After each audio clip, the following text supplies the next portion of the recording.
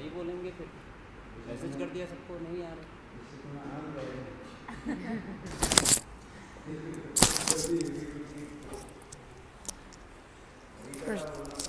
First I thought, okay, I'll not speak Harikatha. But then I thought, no, I have to speak Harikatha. Also bliss is coming when speaking Harikatha. Without Harikatha.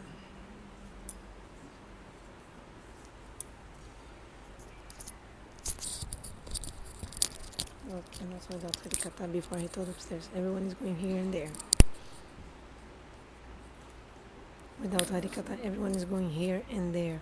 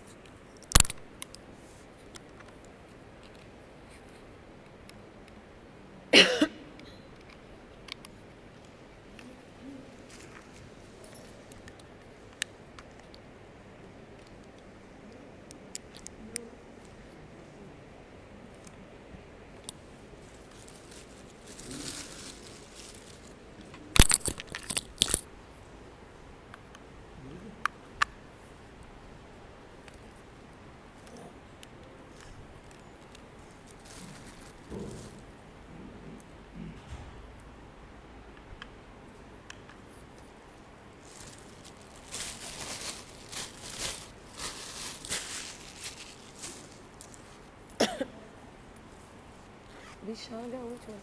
Visharga is what? Did you get? Visharga. And Sarga?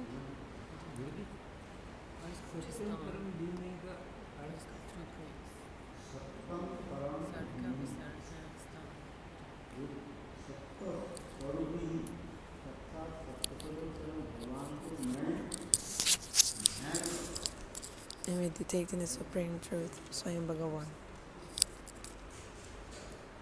No sound?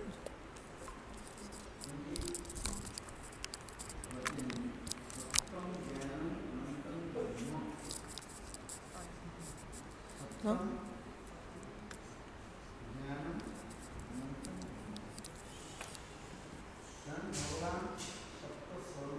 Swayam Bhagavan is the embodiment of the truth.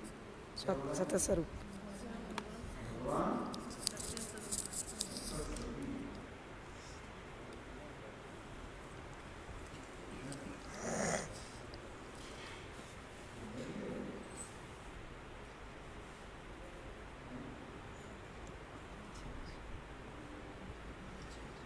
Change what?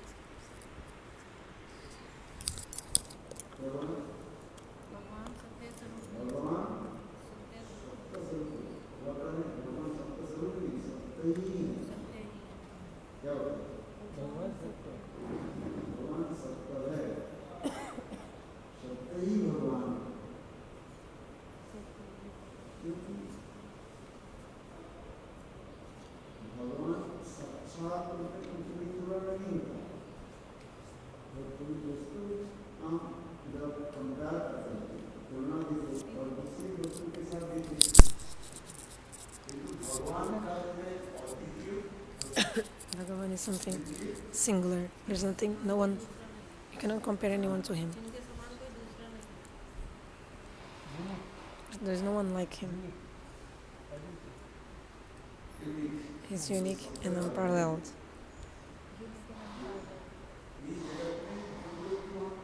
In this world, always we give some comparison. But everything in this world, they're always changing. Vikara still. But Bhagavan is avikara, he never changes. What is avikara?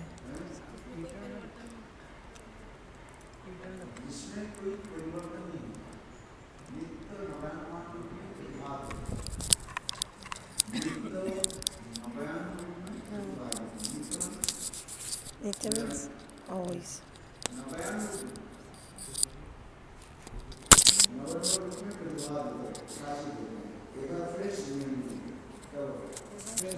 This form is ever fresh, no new. In this world, nothing is like this, ever fresh, new. Nothing in this world can be ever fresh, new. Is it possible?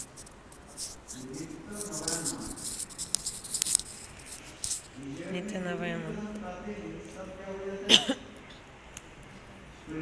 In this world, everything is changing.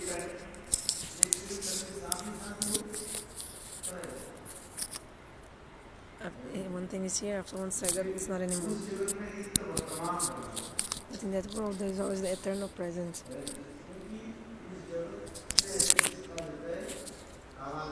That word is called Kalatit, beyond time.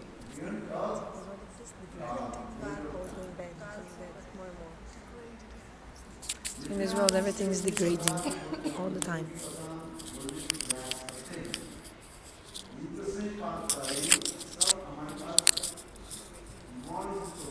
Everything in this world is becoming degraded at each and every moment. And also Jiva Goswami explains that whatever he speaks in this world has some fault of the language and of Maya. How is Bhagavan?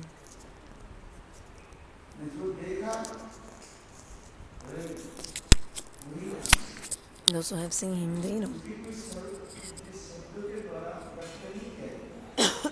It's not possible to explain with words.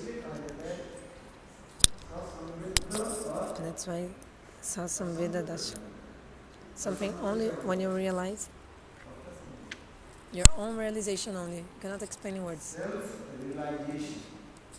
Sasamveda means your self-realization only. Only when you self-realize, you'll understand.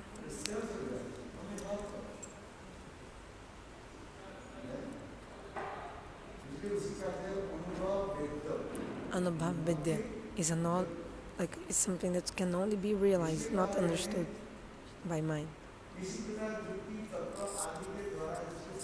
He cannot be established with logic and arguments. Tarka apratishthanat. You cannot attain to him by a logic.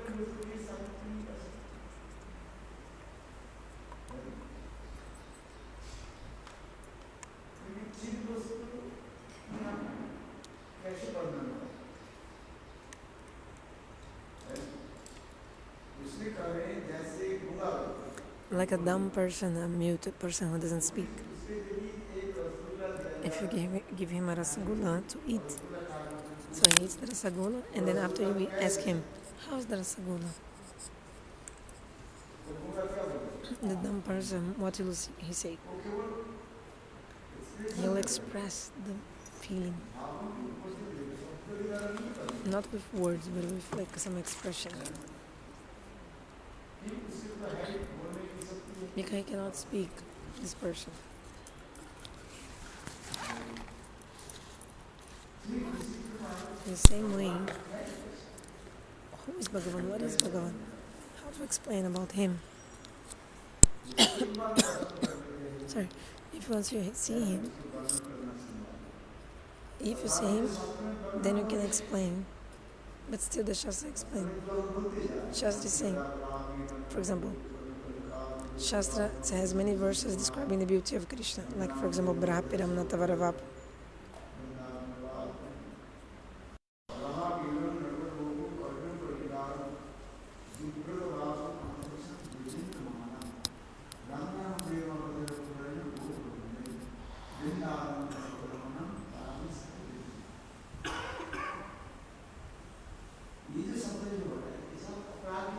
Actually, these words of the scriptures describing the beauty of Krishna are transcendental words, not material words.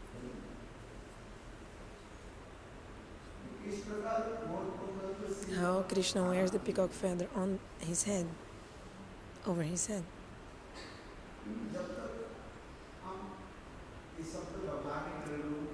Because also if you don't use words to little bit describe, people cannot understand anything.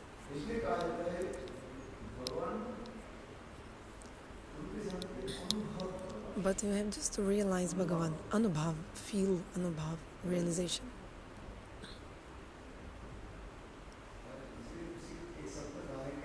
So there is one word, Swasamvedadasa, a stage of self-realization. Swa means your own, Sam means directly, Veda means to know. So you must realize Bhagavan. Satyam, God is the embodiment of the truth. Satyam Param Dhimai. Satya Svarupa. Jiva Goswami explains.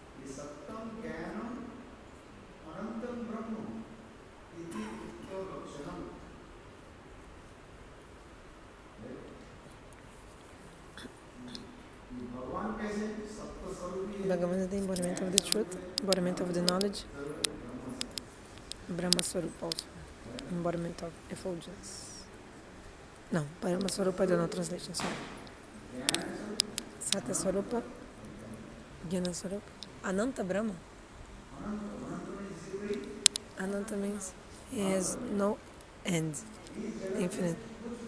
Everything in this world has end or not.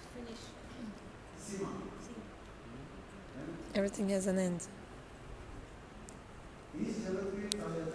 This world is called Sasim, means everything is limited. And that world is called Asim, means unlimited. So you're using this word limited and unlimited. Whatever in this world has a limit. For example, even the ocean has a depth, limited depth. It's like deep, but there is a limit to the bottom of the ocean. And the ocean also has shores, isn't it, in this world? But in the spiritual world, and I actually cannot even describe in words. It's Asim Jagat, unlimited world. In the book Javadharma, Srila Bhaktivinoda Thakur. Shyam Prabhu, do you have a microphone for this?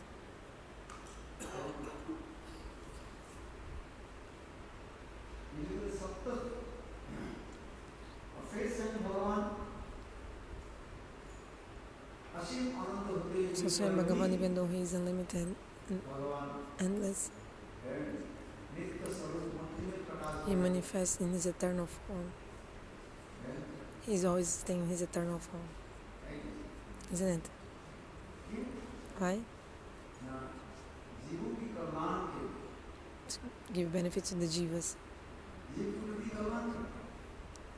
To give benefit to the jivas, even though because jivas cannot grasp something unlimited.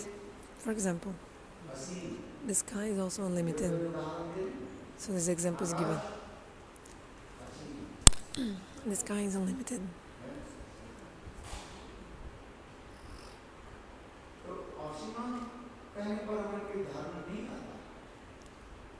You cannot grasp something which is unlimited.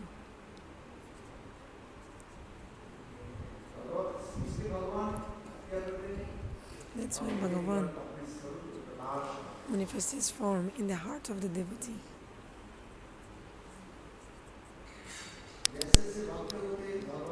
according to the kind of the devotee, Bhagavan will manifest his form for him, to him. So what is the Nitya Svarupa of Bhagavan?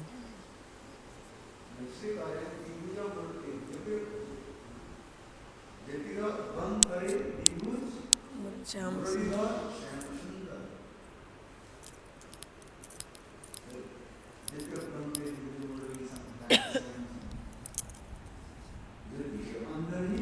Inside the light, there is a person who, Shyamasundara, playing the flute with two arms. This is his eternal form. Even though he's unlimited,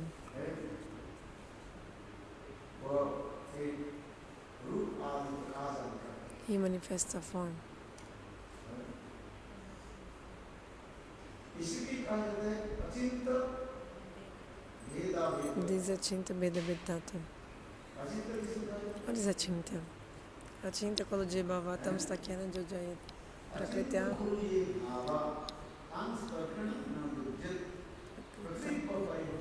Achinta Lakshana.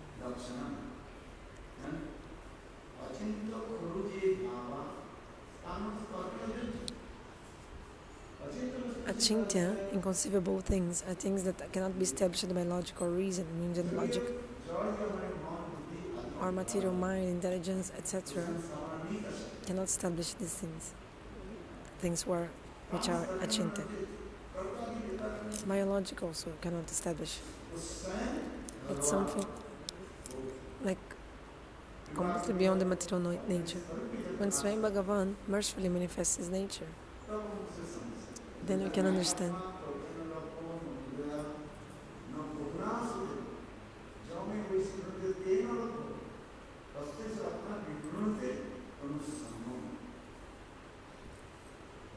Like this sloka explains, Nayatma Pravachananula. Lord is transcendental.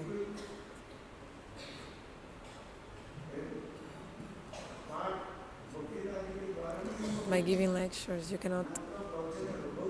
Maybe you spoke so many times about him, but still this cannot bring you to him.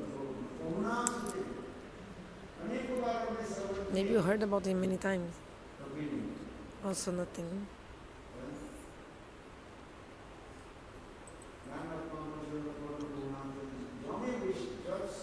When he himself manifests his form to you, then you can understand. It's not enough to hear and speak about him many times. So, Bhagavan is something which is samveda. Swa means your own. Sam, Vidya. Sam means directly. Vidya means to feel or know directly. Even though Bhagavan is so great, he's showing also he's also small. Even though he's like everywhere, he also manifests a form.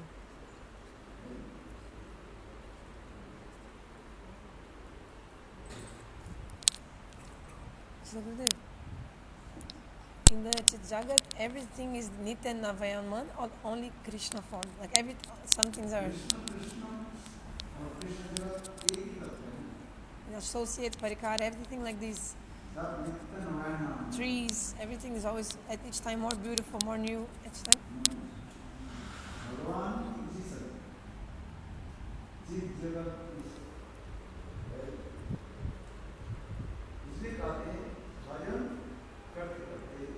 Performing bhajan, slowly you get realization.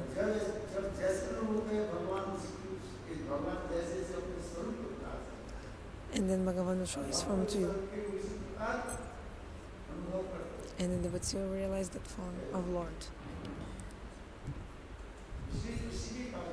This is called Achinta Tatta, inconceivable, truth. Achinta Beda Beda, inconceivable, different and non-different at the same time.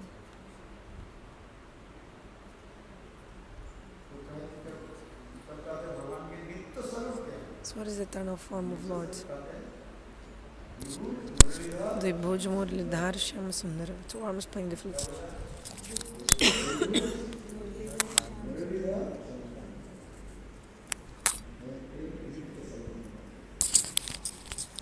This is eternal form.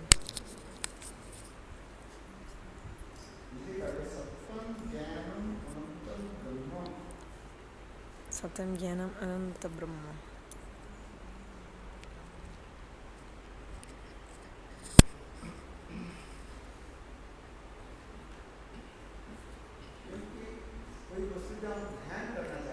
If you want to meditate upon something, you need something to meditate upon.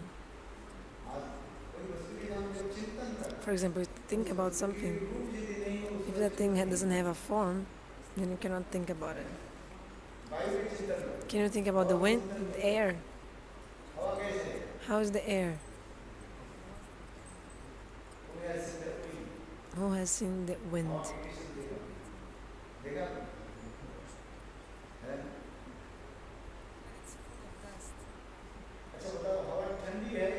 Is the wind cold or hot? Tell me.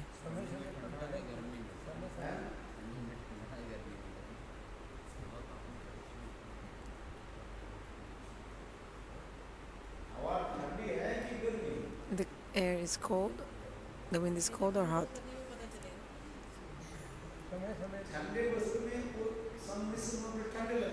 If the wind mixes with something cold, it will become cold. If it's mixed with something hot, it becomes hot. You know, the sun rays have heat. From this heat of the sun rays, then this heat mixes with the wind, the air. Then we feel this hot air.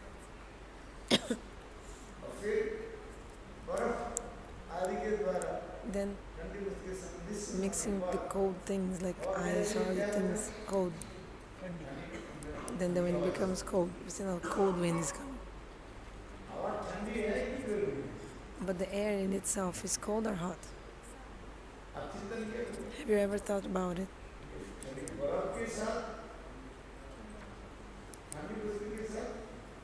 When the wind mixes with something cold, like ice, and it becomes cold.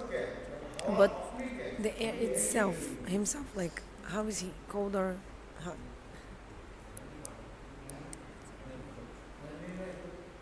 You can think about it and conclude yourself. Have you ever seen the air, first of all? You just feel it, you don't see it.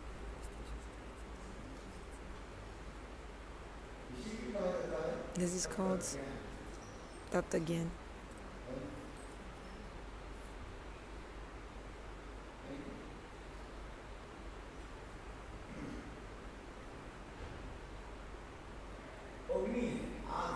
Like the fire.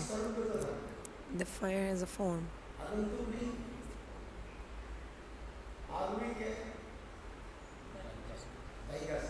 The fire has also burning potency. This potency to burn of the fire not coming from outside of the fire. It's like inherent to the fire. When something manifests, the substance has a Svarupa gata dharma, means inherent potency, or I think in Portuguese we say propriedade inerente, like inherent property. You say this property of a substance. The properties of the substances, of the elements.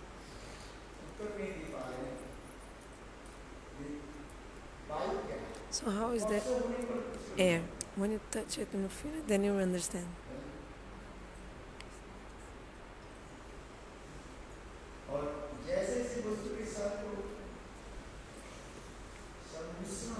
And depending on what the wind is mixing, the wind will have different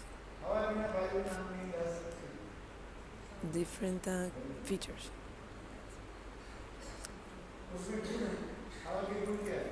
What is the quality of the wind or the air?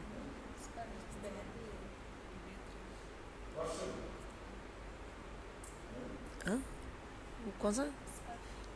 Translation? Touches. The quality of the air is that it touches us.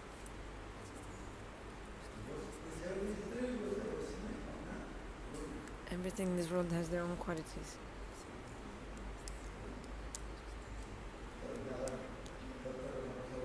Let's give up all this tata. You're not understanding.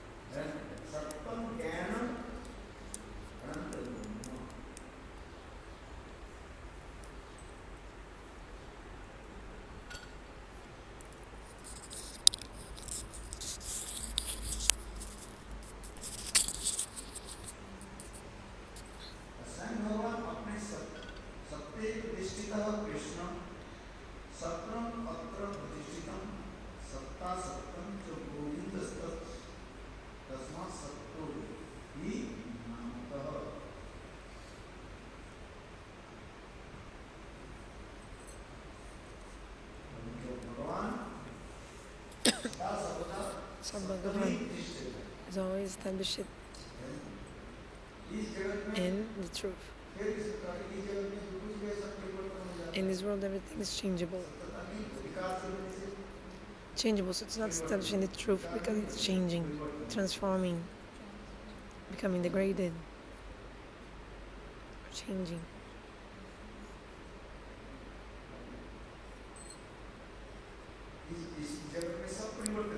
Everything in this world, everything is changeable, destroyable.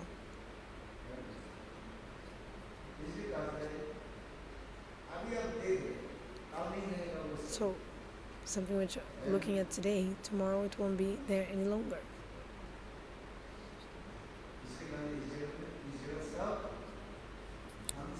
Everything in this world is destroyable, changeable. But also you can say nothing is destroyed. Transform, हो जाता है. Nothing is destroyed, everything is only transforming. For example, one piece of a paper sheet. If you burn it in the fire, it will become it's destroyed, yes. Actually, it was not destroyed, it was transformed, now became ashes. Before it was a piece of sheet of paper, sorry. Then you burn it and it became ashes. Now you're not calling it paper, you're calling ashes.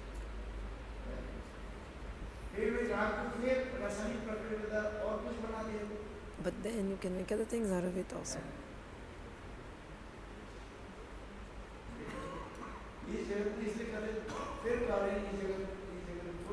So actually you can say nothing in this world is being destroyed. Destroyed. Destroyed is like what is created is destroyed. Something which is not created is not destroyed. Something which has creation has a destruction.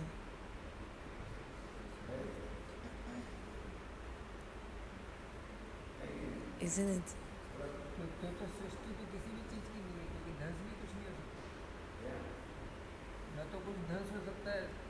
So if nothing is destroyed, nothing is created, he's asking.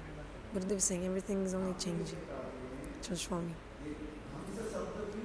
But why do you use the word dhamsa, destruction then?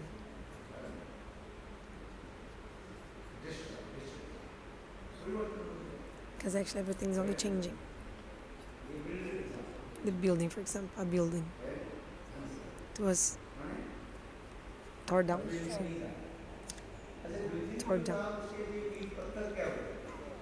Torn down. So now the building changed into those escombros, bubbles. So everything in this world is changing.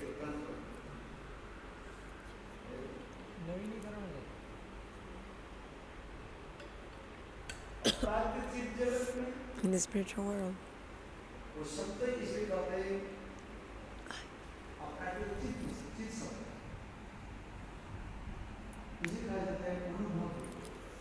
So everything is transcendental and this is a matter of realization. Anubhava Vidya. So that's why I told about Swasam Vidya Daso. Means when you realize directly, you will realize yourself all these things. Then you understand. So performing bhajan slowly. Performing bhajan and then after some time your Svarupa will manifest. just like you see the form of Lord, he is also a transcendental form.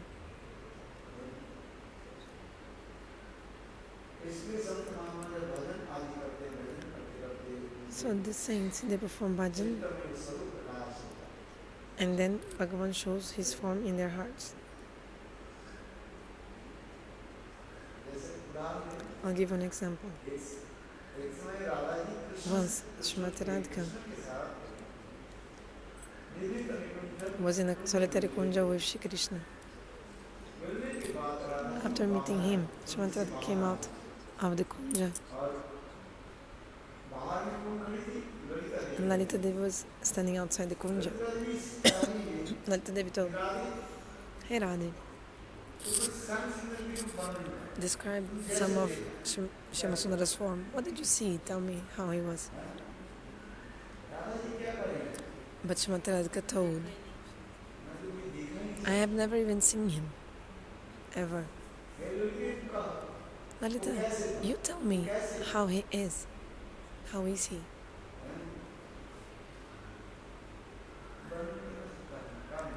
Because I cannot explain it. I think in Lalita Madhava, this katha is there.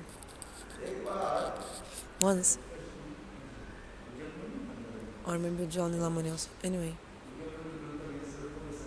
Svarupa Goswami wrote in the Ujjwal Nilamani, it's very beautiful, that once the friend of Chandravali was describing the goddess of Chandravali. She said, "How is my Chandravali? She's always looking at the beautiful form of Krishna, my friend Chandravali. From his lotus feet until his head, she's looking at each and every part of his body. How can see Bhagavan? Not completely at the same time, right? No. At once we can. No. Can I say? Yeah, at once you see his form, how his beautiful nose, his arms, his eyes.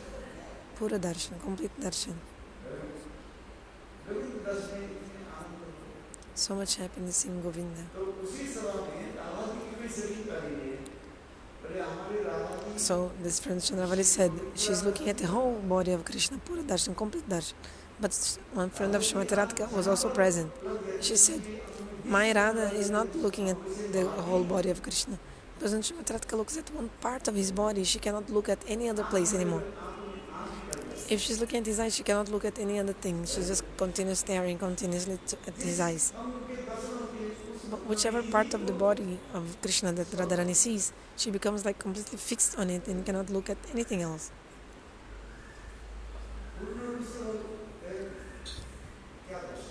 So she cannot see him completely.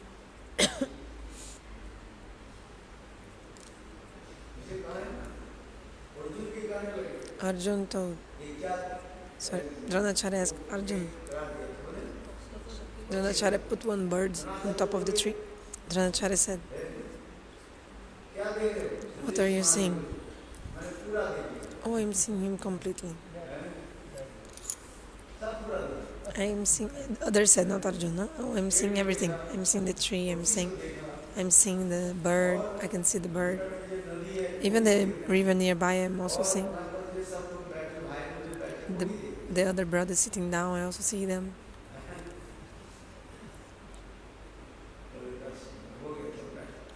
And then Acharya said, oh yeah, okay, sit down. But Arjun gave another answer. Arjun said, I cannot even only see the bird. Even his eyes also I don't see. I see only the pupils of his eyes.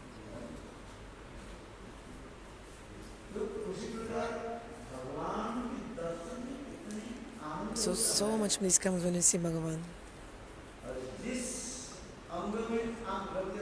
So whichever part of the body that you look at, Bhagavan's body, you're completely fixed in it. You cannot move. Your eyes cannot move. Such a beautiful form.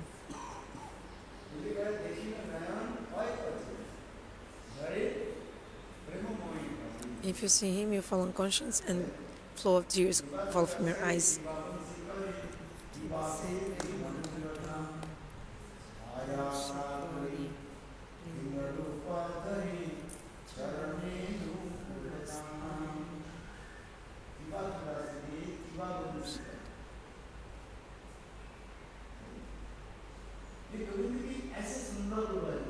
Govinda has such a beautiful form.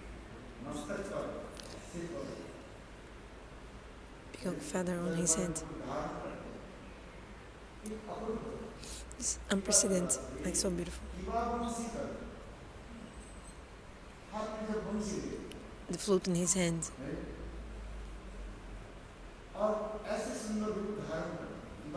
He manifests such a beautiful form.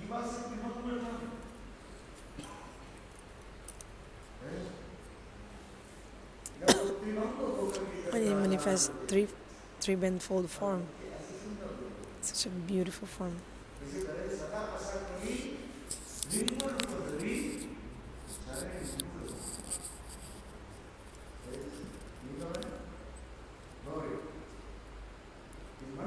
Bringa means I want to be the bumblebee. I want to be like a bumblebee. A bumblebee is always drinking the nectar of the flowers. So in the same way, I wanted the bumblebee of my mind. The bumblebee of my mind. Bringa means black bees. I wanted the black bee of my mind be always residing in the lotus feet of Krishna.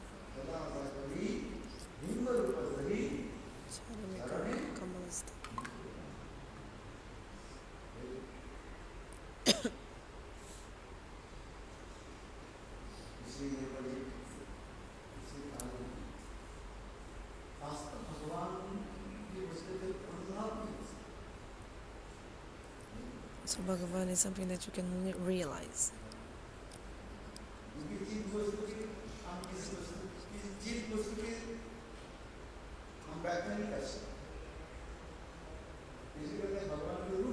So how is the form of Lord? Upanishad Vedanta Sutta says, Tat Pradana Evahi Arupavat. Tat Pradana Evahi. Arupavat means there's no form equal to him.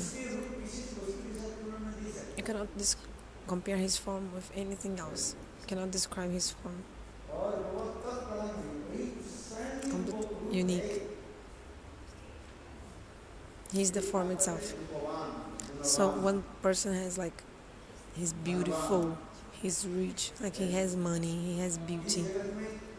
Rupavan, Dhanavan, Gunavan, like beautiful, like.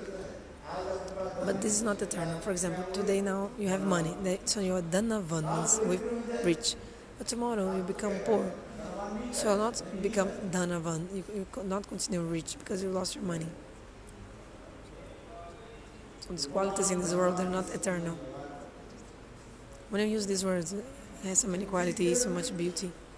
But in the spiritual world, Lord is eternally manifesting in a newly ever fresh form. Bhagavan is manifesting his form in front of the devotee. And Bhagavan always stays in his own Nitya Svarupa, eternal form. In Goloka Vrindavana Dham, 2 arms holding the flute is there.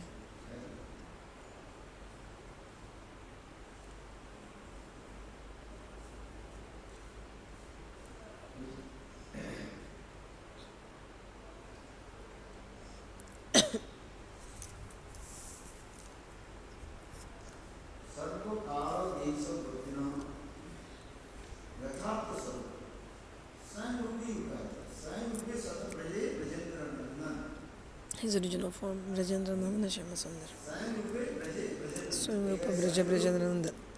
So one thing is Svayam, another thing is Tadikatma, another thing is Avesh. This is the explanation about Krishna Tata. Swayam Rup, Tadikatma Rup, and Avesh. Lord is always present in his manifesting in his original form, Swayam. And Bhagavan is performing pastimes like a human being.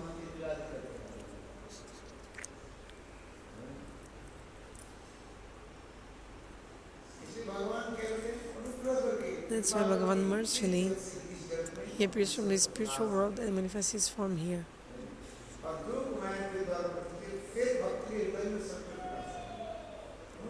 Then he manifests his form in the heart of the devotee.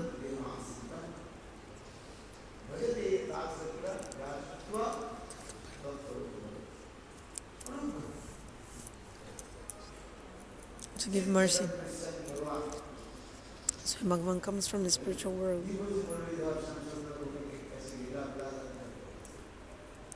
And he's performing beautiful pastimes. These Lilas are going on eternally. Performing bhajan step by step. All these will appear in your heart. Bhaktivinoda Thakur wrote about the secrets of bhajan in his book Bhajan Ras. Something just confidential.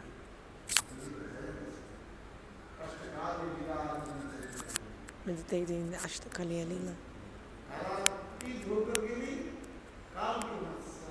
Even though Lord is beyond time, also there is this Lilas according to the time.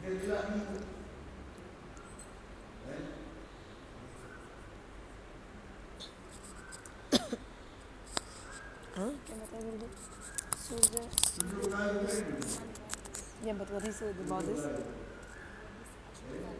Yes, and? Connection between sunrise and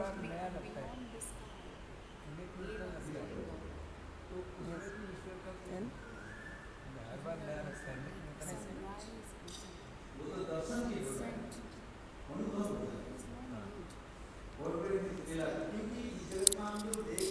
So whenever I see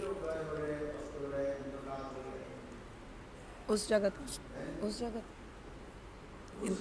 in that world we see sunrise, sunset and everything, but it's actually eternal. But in this world, I don't know how to translate. Anyway, do bhajan. I think he's mentioning, the sunrise, sunset is also there in the spiritual world, but that is eternal, and this is also helping Krishna's pastimes, sunrise and sunset.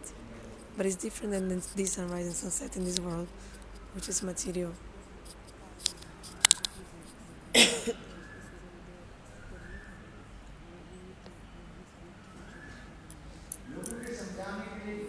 So to make people understand, or to understand, for example, in this world we have love and affection for our family members.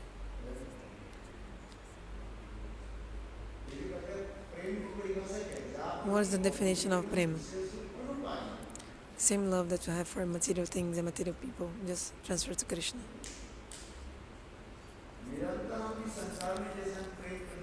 We have love and affection for people and things in this world, but actually it's not real love and affection, of course, because this is all transforming, changing. One day I love you, then I hate you, then I will kill you. First leave you and then kill you. So it's not actually love. That's why Sanatana Goswami in the Brihad Bhagavatamrita, he said, what is prema actually, real love?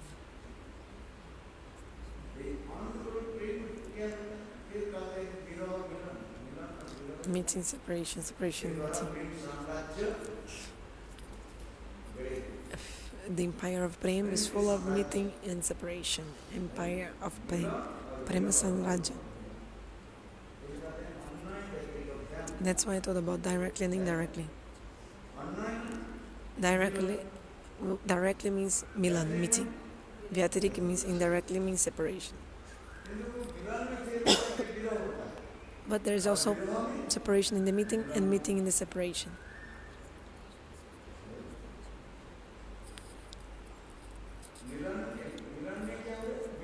Separation in the meeting.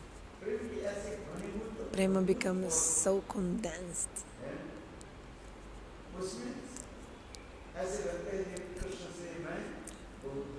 looks like you're very far from Krishna. The prema-samrajya kata is prema by chitta. Purvaragaman prabhas and prema by chitta is one kind of these separations.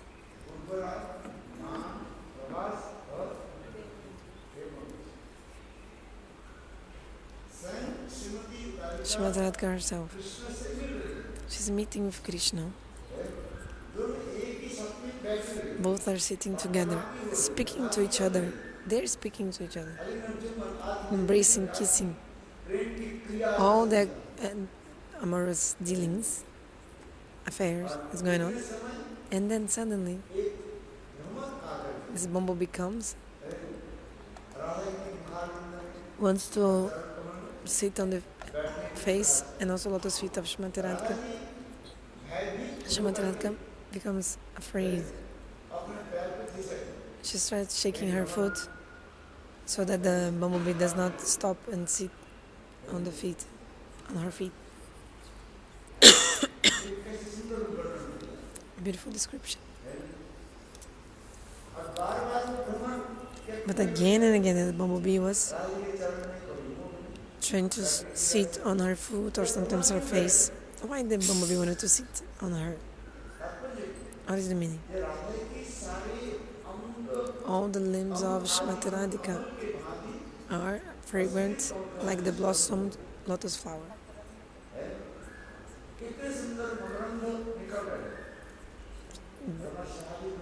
This amazing fragrance coming from her, that's why the bumblebee is attracted. It's like when the lotus blossoms, naturally, automatically, the bumblebee becomes attracted by that fragrance. The same, Srimati Radhika's complete body is just like the lotus blossom, lotus flower. This example is given.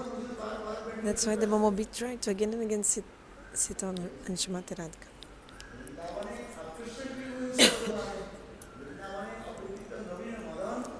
Krishna is also the ever-fresh, youthful Cupid of Braj and is worshipped by the 24 half-syllable mantra Kama Gayatri and the Bij mantra.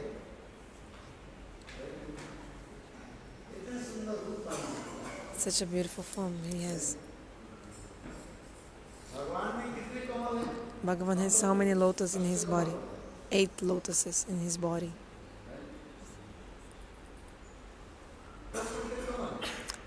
Blossomed lotuses. 8. And Srimati Radhika has how many lotuses in her body? 10. 10. She has 2 lotuses more. Where? Srimati Radhika.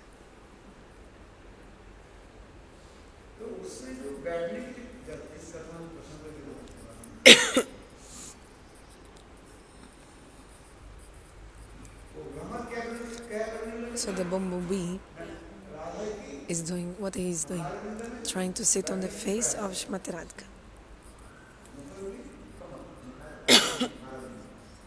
Trying to sit on the face of Srimati Radhika. Bumblebee is trying to do that. Seeing this, Krishna indicates to Madhumangala, and then Madhumangala takes one stick and tries to chase off that bumblebee. Bumblebee flies away, and Madhumangala also chases away, like running behind the bumblebee for some time.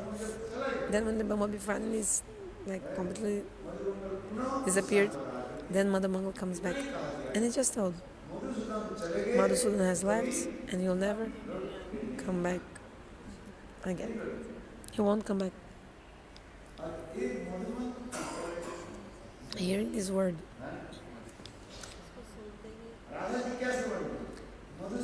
Madhusudana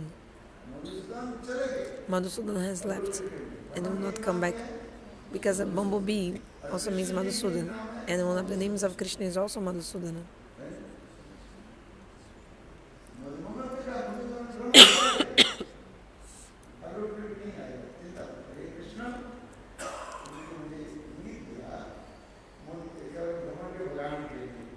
Because Madhumangala, like Krishna told him to chase away the bumblebee, right?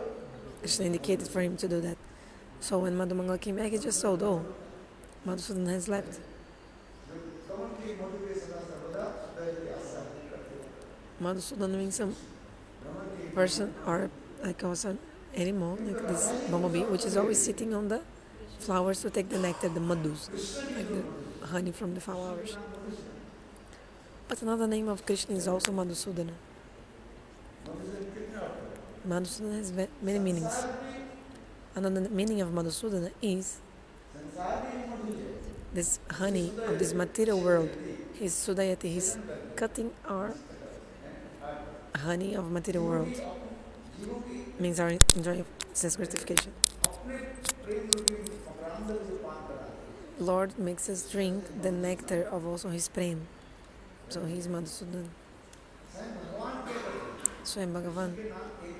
So one of the names of Krishna is Madhusudana. The jivas are relishing the honey of this material world. Means sense gratification. Bhagavan comes and cuts this honey of the material world for the jivas. This is actually material love, material honey. It's not good.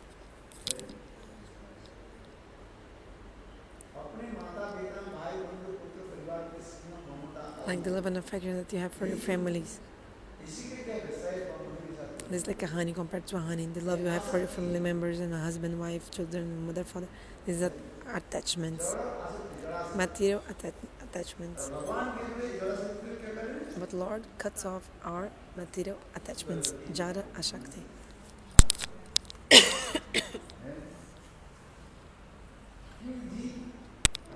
Because the jivas, because they are conditioned.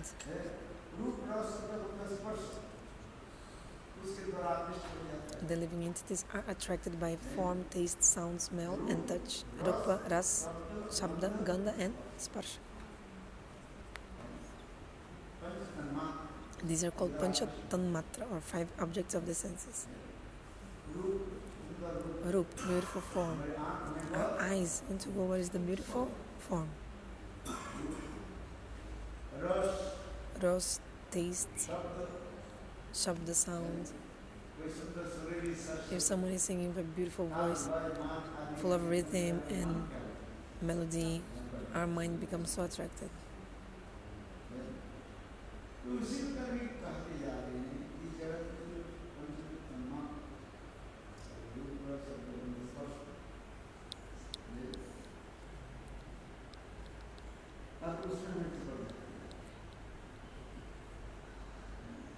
So the jiva becomes attracted by the object of the senses. Bhagavan destroys this honey of material world for the jivas.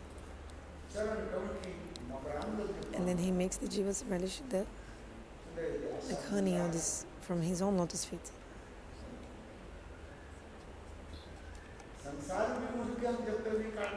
If you don't cut the honey of this material world,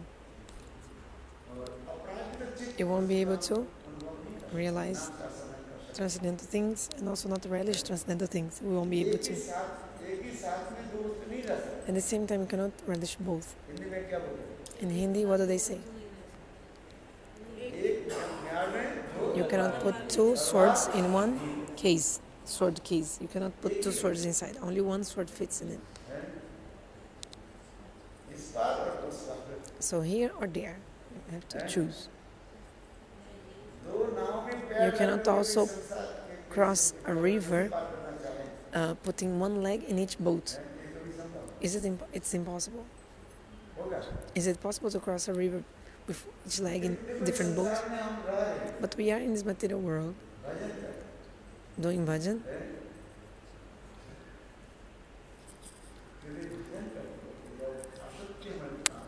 But when our material attachments will be destroyed, then you can get these realizations. But this will not happen by your own desire. You should endeavor, yes, endeavor. Your endeavor should be there. You try. But actually by your own endeavors you won't get it. Like you won't be free from the attachment if you don't have the mercy of Bhagavan.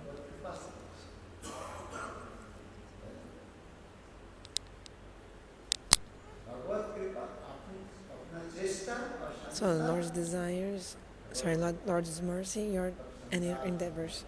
Then your material world, your attachments to the material world will be finished. When Nityananda will give me mercy, my mind will be pure, free from material desires, and I'll be able to see Vrindavan. Then I will give up sense gratification. Sense gratification of this material world. Oh yeah, I was talking about what? Oh yeah, Madhusudana is left and will never come back again. Srimati Radhika thought, oh, Madhusudana means Krishna.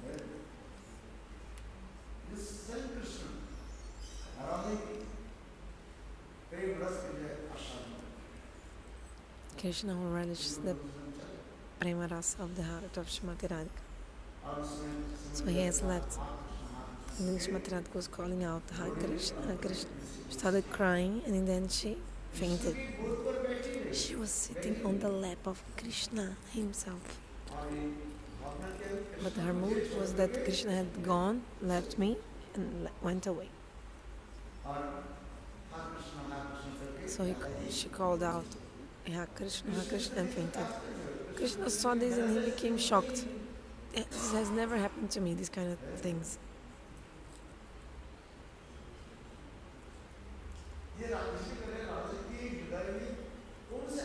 So what is this prema in the heart of the Srimati Radhika? So by this prema there is meeting and separation. Separation in the meeting. And also meeting and separation also. What is separation in the meeting? Or separation in the meeting? Meeting and separation is when you're far from something, you think about it continuously. Thinking.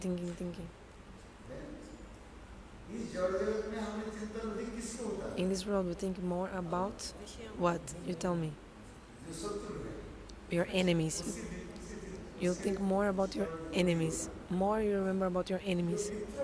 Those who are friends, you don't remember so much about them. For example, Anishta, disloyal, unloyal, Anishta, unloyal. Somebody did something bad to us. Early in the morning, as soon as you wake up, you're thinking, why did they do this? Why did they do this?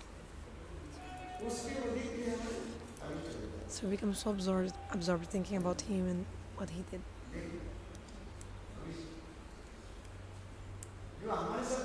Those who love you, we're not thinking so much about them.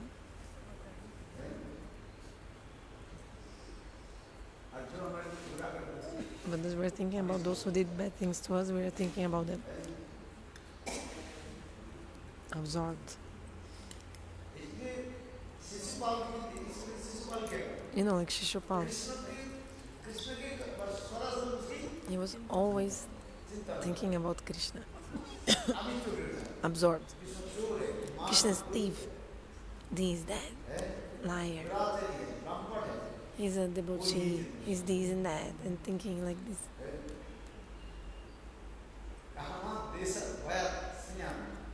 So Shishupal attained to Lord by this hatred. Desha. But the gopis, they're day and night thinking about how to please Krishna. How can Krishna be happy? How may Krishna be happy?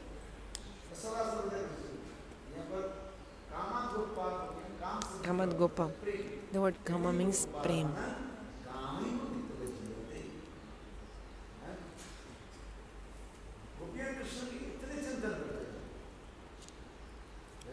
The gopis think so much about Krishna, about how to make him happy.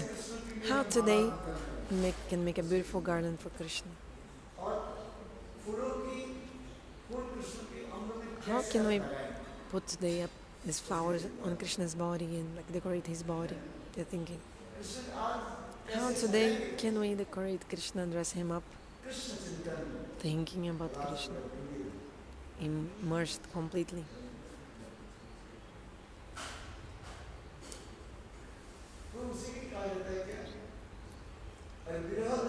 But in the separation, also saying, oh, Krishna left me. Where has he gone to? Where is Krishna? He left us and went to Mathura.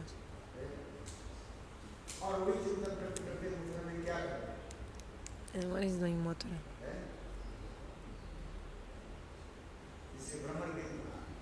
Then this is the Brahmana Gita.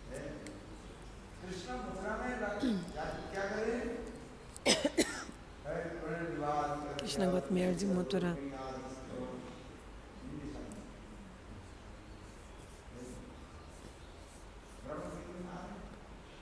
So the bumblebee comes. So they're thinking so many things in the separation. During the separation.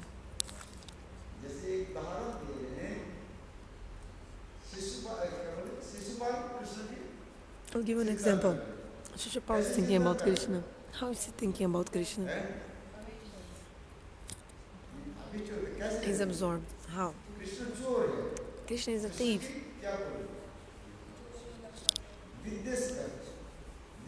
So he has hatred. He hates Krishna. Thinking about Krishna. Krishna is a thief. Devotee. So Shishupal is absorbed in Krishna 24/7. He's criticizing Krishna.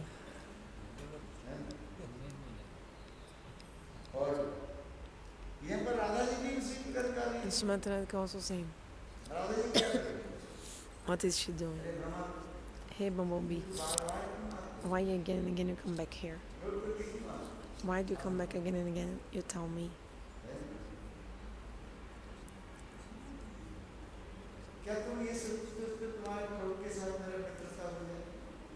You want me to be friends with your master?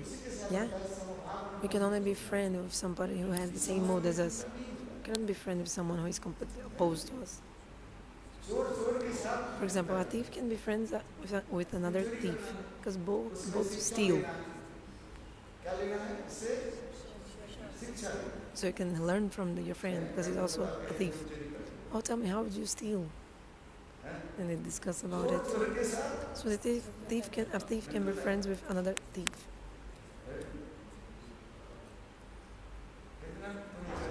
Oh, how many things have you stolen? Why are you putting things? A student also can make friendship with another student. Isn't it? Everyone can make friendship with a person that has like similar qualities. It's natural, something natural.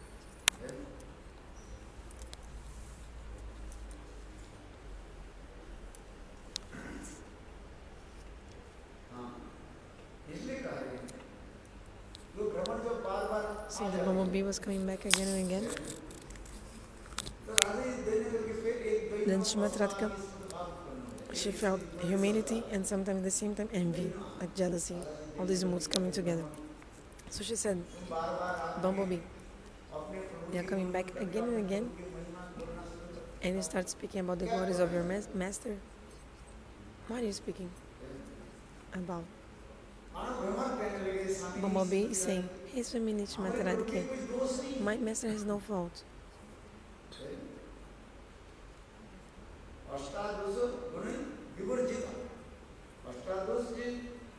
The 18 flaws, defects described, they are not present in Bhagavan. Bhagavan is not lusty. He is not angry. So why do you again and again calls my master of debauchee, thief, cheater, this and that? Bumblebee telling to Radhaji, why do you criticize my master if he has no faults? Then Srimati Radhika becomes so angry and she says,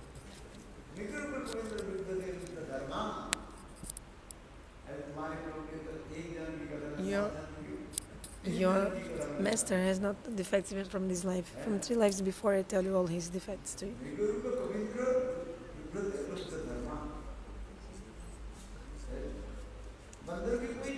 No one kills monkeys. Even a hunter who works with this, no one hunts a monkey. No one even eat the flesh of a monkey. No one. A hunter kills animals to eat the flesh of the animals, but I never heard that a hunter has killed a monkey.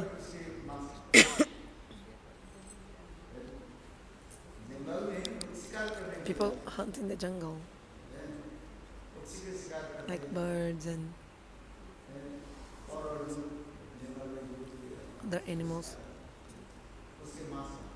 to eat the flesh. But I've never heard in my life that a hunter has killed the monkey. Your master, Srimati Radhika in the stage of Mahabharata, she's saying, your master killed Bali. Bali was a monkey, right?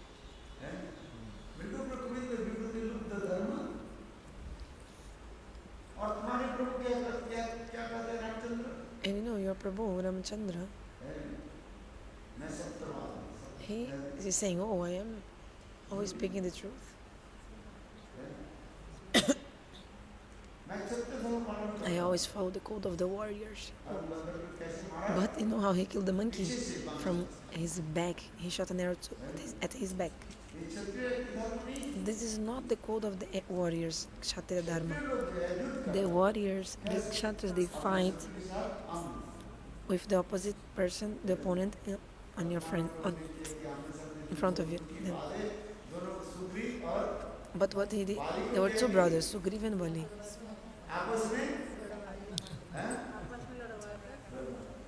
So he made both of them battle, like fight, like a duel between Sugriv and Bali, and from the back of Bali, he shot on Bali. But in the beginning, in Rama, your master could not even recognize who was Bali or Sugriv, because they're very similar, the 2 brothers. Then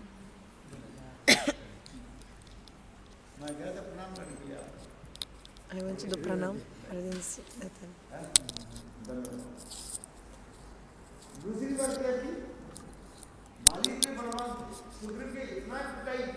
So Bali was very powerful, so Sugriva was about to die.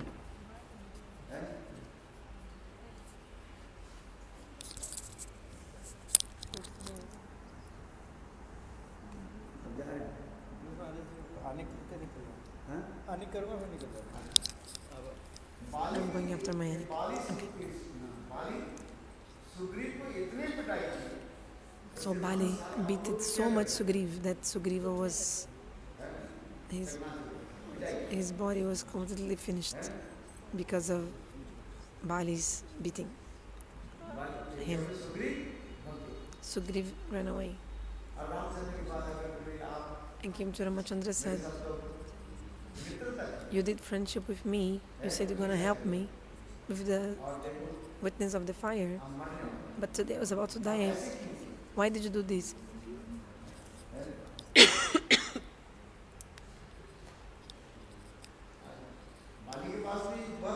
Bali had a blessing. Whoever person comes in front of him to duel with him, even Bhagavan, he will take 50% of the power of the opponent. If any person faces him from front, like in front of him, Bali will take 50% of the power of that opponent. And he has already his 100% his own strength. So he'll take also plus 50% of the strength of the enemy, of the opponent. So Bali will have 150% of power.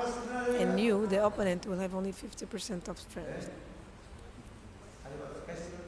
So how to face him in front, like in front of him? How to fight with him to being in front of him?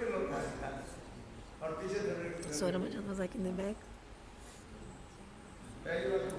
The first time Ramachandra couldn't shoot because he didn't know which one was Bali. They were very similar. Then the next time, Ramachandra put one garland on the neck of Sugriv. Then he said, okay, now if you fight him, I will know who is you, who are you, and who is your brother. Then again, the two brothers started to battle, have a duel again. So Sugriv came, Bali, Bali. Then they had another fight. Both. Bali and Sugriv.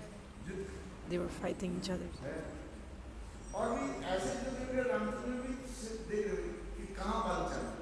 And Ramachandra was also thinking how to shoot the arrow, because their fight was very like fierce, very like so much movements, and so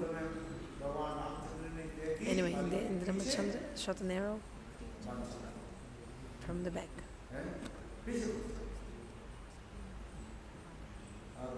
Means from shot an arrow at his back, at the back of Bali. Huh? So Bali was injured.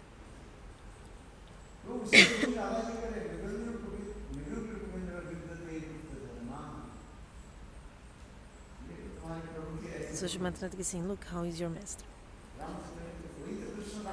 And because this Krishna, Ramachandra is saying, and he's saying, oh, I'm always establishing the truth. I always follow the code of the warriors. I prefer to die than to break my vows.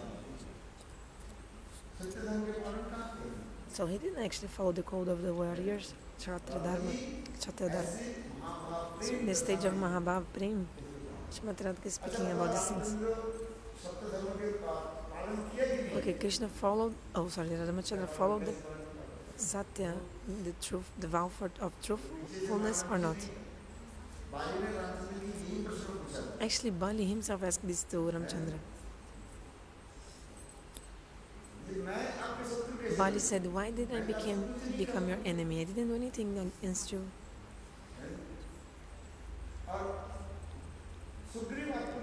But you made Sugriva your friend. Okay, you met Sugriva, you decided to make friendship with him. Okay. But I didn't do anything against you. Bali told Prabhu Ram, you tell me, please.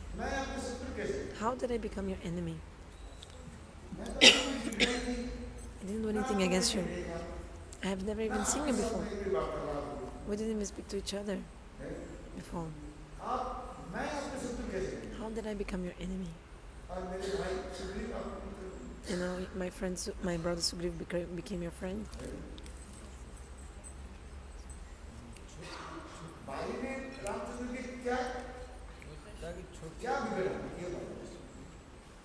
So what did Bali do wrong to Ramachandra, right? That Ramachandra decided to kill Bali. Is this true or not?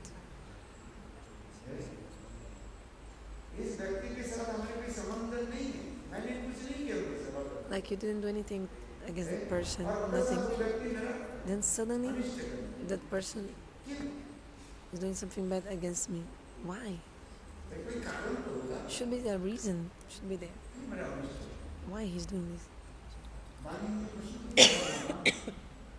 Bali asked Ram,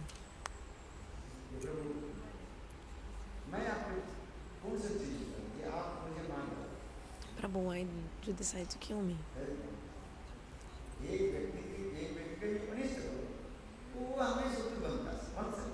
So if you do something bad against someone, he can become your enemy. Yes.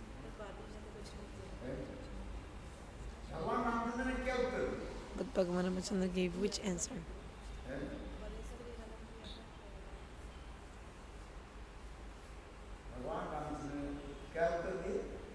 Which answer he gave?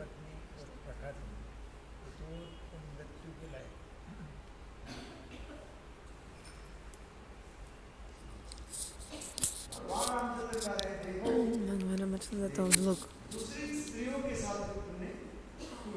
you behaved not in a good way with the wife of others. This is adharma, irreligion. And my duty is to establish dharma.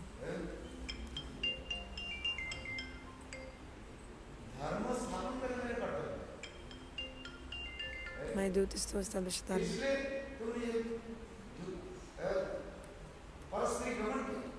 You were with the wife of others, the wife of your brother, like you kidnapped her, and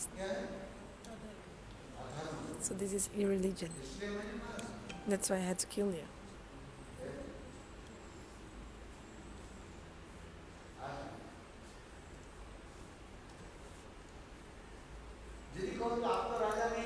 But if you say you're not a king, like Bali could say, but you're not a king, you're in the forest following the orders of your father, so who gave you the eligibility to do that? So maybe this logic, somebody might ask this. You are not the king. Yeah, the duty of the king is to rule over the subjects and to, isn't it?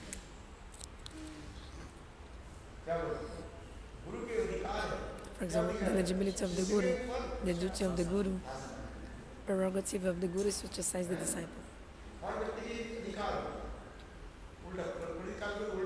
But in Kali Yuga is different. The prerogative of the eligibility of the disciple is to control the guru, means to chastise him and to rule over him.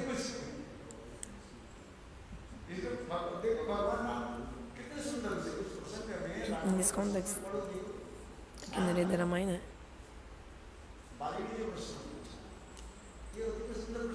This question of Bali is actually a very beautiful question. And Chandra also, one by one, he gave very nice answer.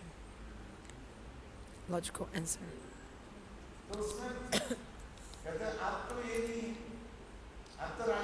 Bali said, you're not the king.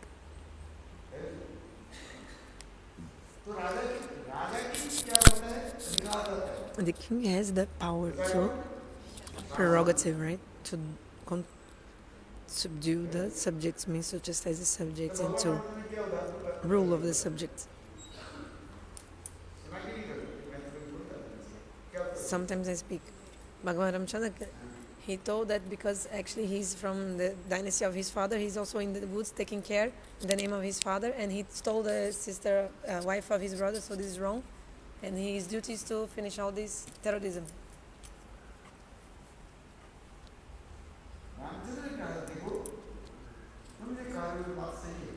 Ramchandra said, this is true, I am not the king.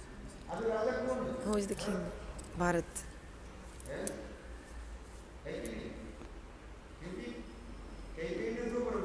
Because Kaikeyi asked for 2 benedictions. First, Bharat should be the king. Second, Ramachandra should be in exile. He should not come out of the jungle.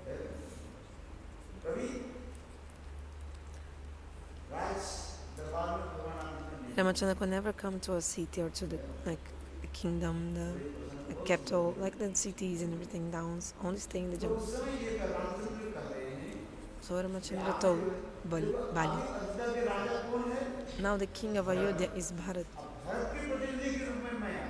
So I came as a representative of Bharat. I came as a representative, right? Representative of Bharat. Bhagavan Ramachandra gave beautiful answer. Because this is also our Ikaku Vamsha, like this kingdom belongs to our dynasty of Ikshaku, Ikaku. So everything you see belongs to my father. This is the empire of my father.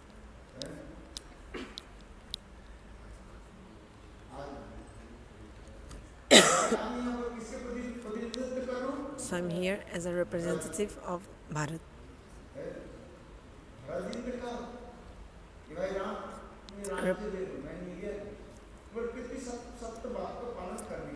Bharat wanted to give me the kingdom. Bharat gave me. I just didn't accept just because of the words of my father. I told him, no, according to whatever word father gave to KK, I have to follow.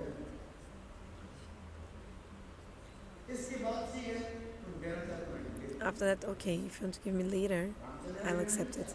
Actually, Ramachandra didn't want to accept it, but Bharat was giving. And also Bharat said, if you don't take it, after 14 years, if you don't accept the kingdom, I will kill myself. Even one day I'll not wait. Bharat had so much love and affection for Lord Ram, so much possessiveness.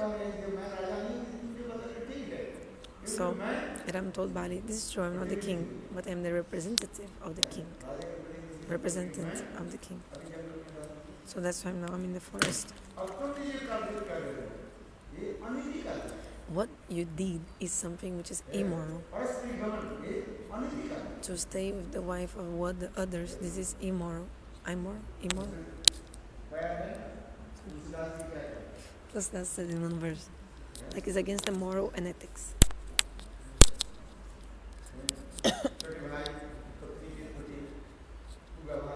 To behave in a bad way with the wife of the younger brother. Do you remember the verse from Ramcharitamanas? I want the verse from Ramcharitamanas. Do you remember the verse or not?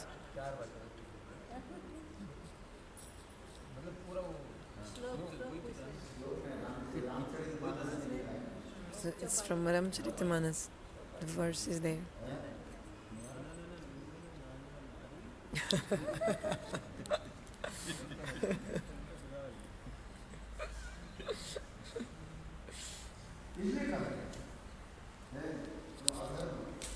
So you were calling adharma, irreligion, irreligious acts.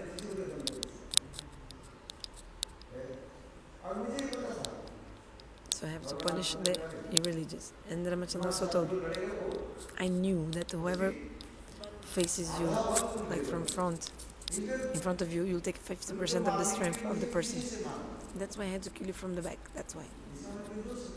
It's not my fault.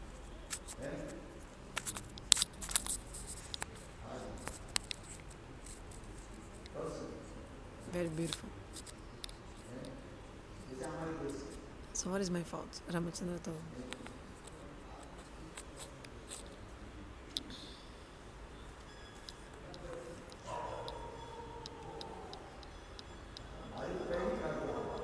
Bharata first he had already said, Prabhu,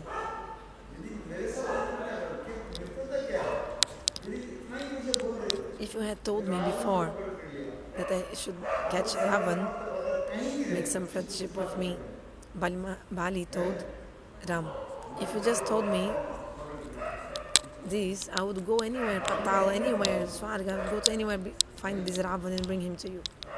Bali was very powerful. Actually, why did Rama kill Bali? Because all these Lilas wouldn't happen if Bali was alive. Because Bali could quickly just take Ravan and bring him, like very quickly.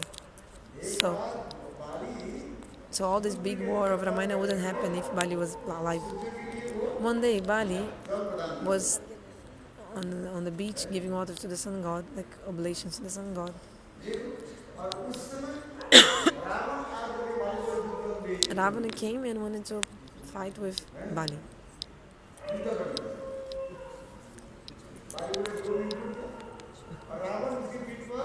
So Ravana was like beating on Bali with his mace and everything. Bali caught Ravana with the left hand, which is like weaker generally, but left hand. He just took Ravana and put him under his armpit. Bali was so powerful, and Ravana had a gigantic body, but still.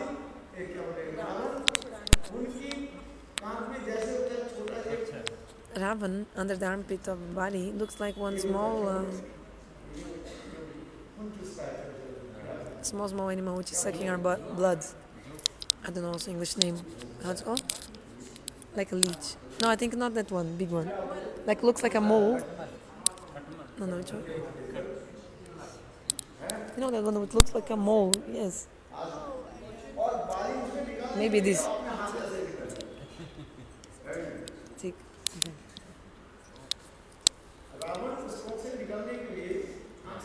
So Ravan to come out of the armpit of Bali, he had to like start biting Bali.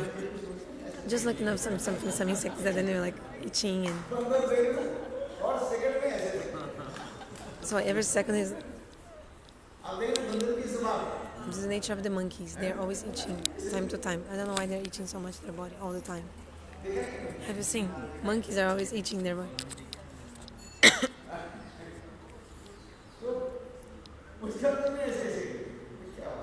Like, time to time he was like itching. What is going on here on my armpit? But still Bali was holding the armpit like, and offering the oblations, finishing his oblations to the sun god and everything.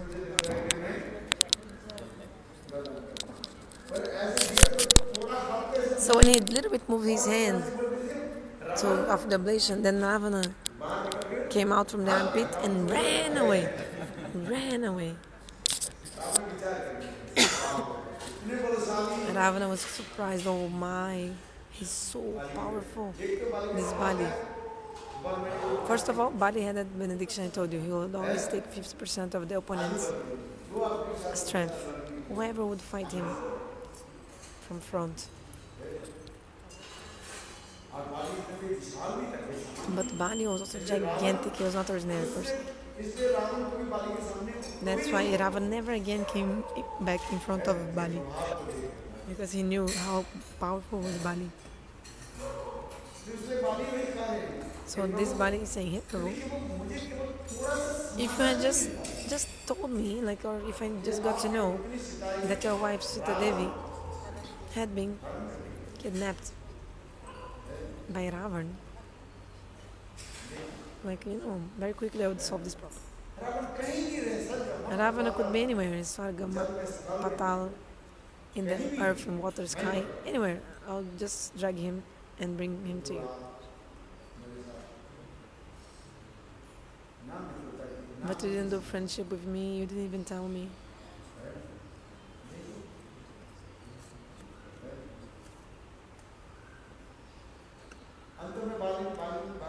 In the end, Bhagavan told me.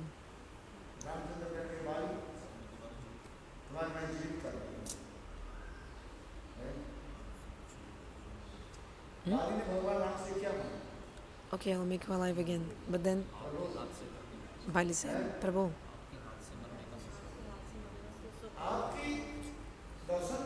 actually, if I just give up my body looking at you, this is the most good fortune I may have in my life.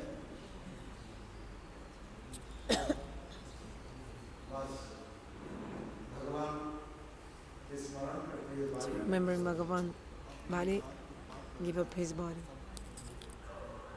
Janama Janamani, Janama Janamamuni Jatanakara, Jatanakara, Antakara, Abakara. Tulsidas says, in this moment, Bali is saying, even great munis and rishis doing austerities from many lives, in the time of the death, they cannot even speak your holy names.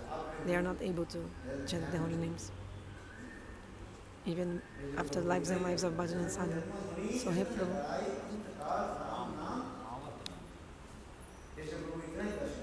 so Prabhu, just give me this darshan in the time of my death. I want to give up my body looking at you and seeing you. Then I'm going to give this blessing.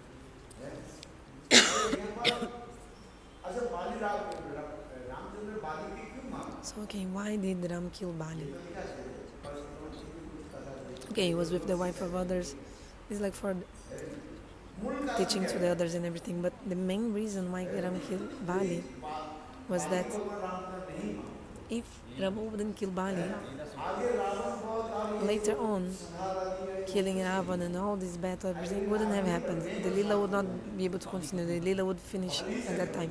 Because Bali would solve everything. In the Mahabharata also we see that Barbari came in the Mahabharata.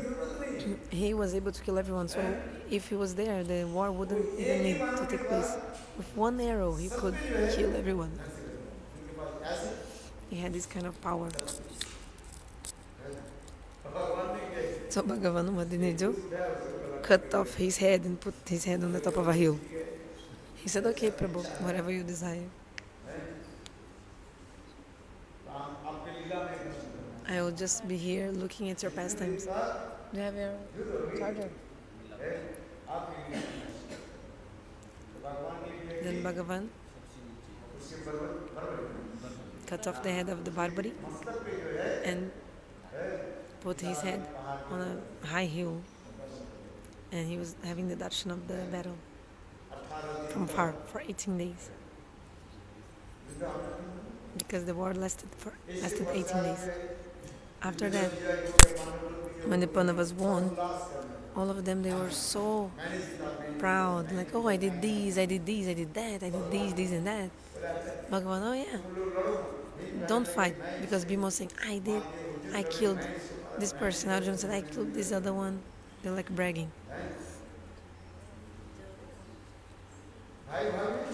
So the brothers were like, kind of competition, like bragging, who did more, like. Then Bhagavan said, oh, yeah, let's see who killed whom and who did more, who really did this and that. So they went to the Barbaric. Barbaric said, look, I saw everything, the whole war. Bhim didn't kill anyone. Arjuna also didn't kill anyone. They didn't do anything. You know who actually did everything in this war? Krishna.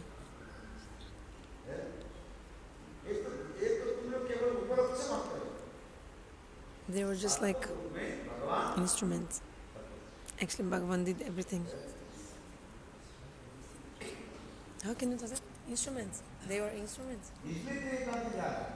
Golok. Instruments.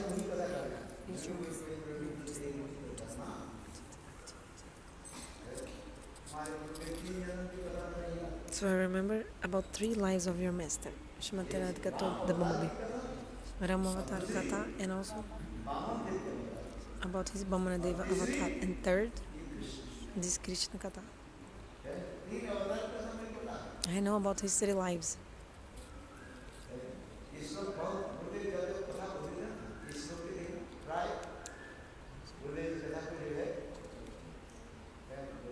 They used to speak about this shloka.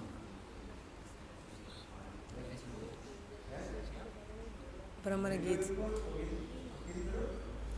This verse where Srimati Radhika is saying, oh, I know about your master and all this in his previous life. He killed the monkey. This shloka.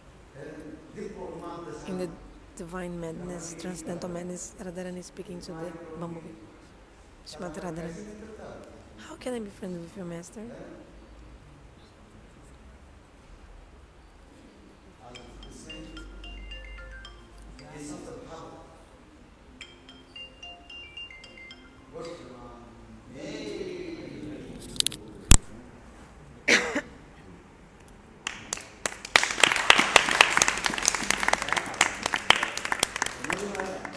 Did you understand? Satyam param dimahi. Bhagavan is Satya Svarupa, embodiment of the truth, and truth is Bhagavan.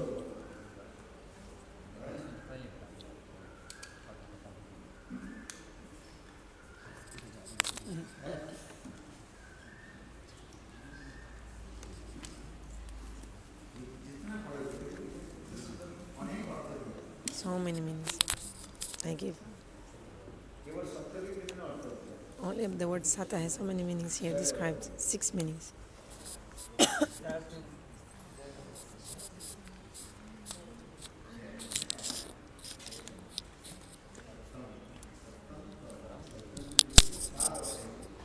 Six meanings are given here.